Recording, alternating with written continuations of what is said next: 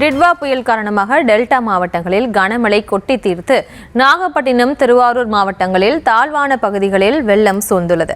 சில பகுதிகளில் மோட்டார் பம்புகள் மூலம் தண்ணீர் வெளியேற்றப்பட்டு வரும் நிலையில் தண்ணீர் வடிவதற்கான நிரந்தர தீர்வை அரசு காண வேண்டும் என மக்கள் கோரிக்கை விடுத்துள்ளனர். டிட்வா புயல் காரணமாக டெல்டா மாவட்டங்களை மழை சூறையாடிவிட்டது. விளைநிலங்கள்தான் வெள்ளம் சூழ்ந்த பாதிப்பை சந்தித்தது என்றால் குடியிருப்பு பகுதிகளும் விதிவிலக்கில்லாமல் கடுமையாக பாதிக்கப்பட்டிருந்தது. நாகப்பட்டினத்தின் நாகூர் புதூர் சாலை கோமதி காலனியில் வீடுகளுக்குள் மழைநீர் புகுந்ததால் மக்கள் தூக்கத்தை தொலைத்தனர். மழை ஓய்ந்ததும் ஓய்வெடுக்க கூட நேரமில்லாமல் வீடுகளுக்குள் தேங்கிய நீரை வாரி இறைக்கும் பணியில் ஈடுபட்டனர். இது ஒவ்வொரு வருஷமும் அந்த மழை பிரச்சனை இருக்கு. தண்ணி வடிகால சரியான தண்ணி வடிகால் வெளியேற்றத்துக்கு மோட்டார் இருந்து தண்ணி வெளியேற்றல, குள தண்ணி எடுத்து வருது. அது இல்லாம இந்த பள்ளம் வரைக்கிறனால இந்த தண்ணி வெளியேற்றத்துக்கும் வீட்டுல தண்ணி பூந்துடுது.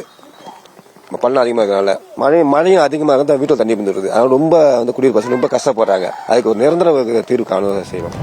புகழ்பெற்ற வேதாரண்யேஸ்வர சுவாமி கோவிலையும் மழைநீர் விட்டு வைக்கவில்லை.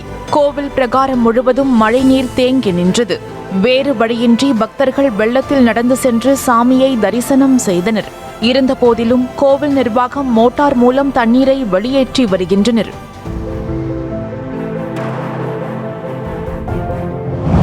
நாகூர் பங்களா தோட்டம் பகுதி சற்று தாழ்வான பகுதி என்பதால் சுற்றுவட்டாரத்தை சேர்ந்த பகுதிகளில் இருந்து வழிந்தோடும் மழைநீர் இந்த பகுதியில் வந்து தேங்குவதாக மக்கள் தெரிவிக்கின்றனர். இதனால் மக்கள் வீடுகளுக்குள்ளேயே முடங்கியிருக்கும் நிலை ஏற்பட்டுள்ளது.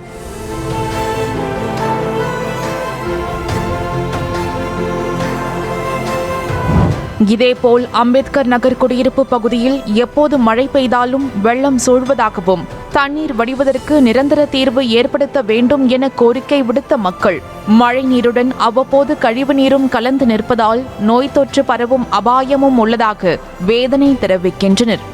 இது அம்பேத்கர் நகர் தெற்கு பகுதியோட நிலவரம். இப்போ பார்த்தீங்கன்னா மழை பெஞ்சி தண்ணியோட வழி இல்லாமல் தெரு ஃபுல்லாக தண்ணி தேங்கி நிற்கிறது. ஃபுல்லாக மக்கள் யாரும் வெளியே போக முடியாமல் வீடு இல்லாமல் தண்ணியாக போய் ஓடிட்டு இருக்கு. மக்கள்லாம் யாரும் வெளியே போகாத அளவுக்கு அவல நிலை ஏற்பட்டிருக்கு. குழந்தைங்க, சின்ன பிள்ளைங்க யாரும் வெளியே வர முடியல. மக்கள் ரொம்ப பாதிப்புக்குள்ளாக இருக்காங்க. இது ஒரு நீண்ட நாள் கோரிக்கையாகவே நாங்கள் வச்சிருக்கோம். இது திருவாரூர் பழைய அரசு மருத்துவமனை சாலையில் அதிகளவில் மழைநீர் தேங்கி நிற்பதால் நோய்வாய்ப்பட்டவர்கள் மருத்துவமனைக்கு செல்ல முடியாமல் அவதியுற்றனர். மேலும் அப்பகுதியை சுற்றியுள்ள குடியிருப்புகளையும் வெள்ளம் சூழ்ந்ததால் குடியிருப்பு வாசிகள் சிரமத்திற்குள்ளாகினர்.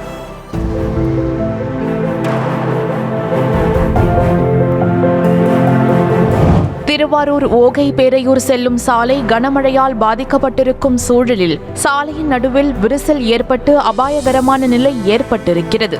வெள்ளையாற்றின் கரையை ஒட்டியிருக்கும் இந்த சாலையானது சுமார் 40 அடி தூரத்திற்கு இரண்டாக பிளந்து ஒரு பகுதி ஆற்றில் விழுந்தது. இதனால் ஆற்றின் கரை உடைந்து ஊருக்குள் வெள்ளம் புகக்கூடிய அபாயமும் உண்டாகியுள்ளது.